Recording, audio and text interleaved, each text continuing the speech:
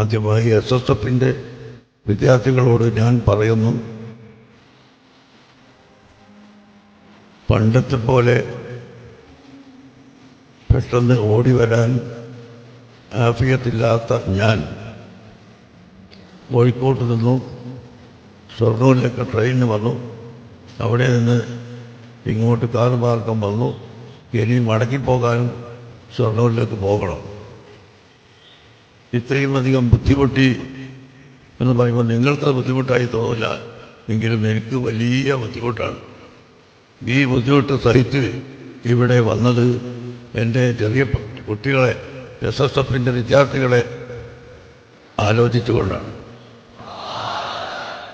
SSF വിദ്യാർത്ഥികൾ എന്ന് പറയുന്നു പഠിക്കുന്നവരായതുകൊണ്ട്. അതേസമയത്ത് അവരെല്ലാവരും യുവാക്കളാണ്.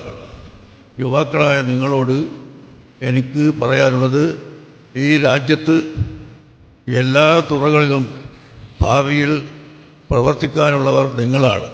നമ്മുടെ ഓരോ മഹല്ലത്തുകളിലും ഭരിക്കേണ്ടവർ നിങ്ങളാണ്. ഇവിടുത്തെ ഖത്തീബുമാരും ഖാദിമാരും ആവേണ്ടവർ നിങ്ങളാണ്.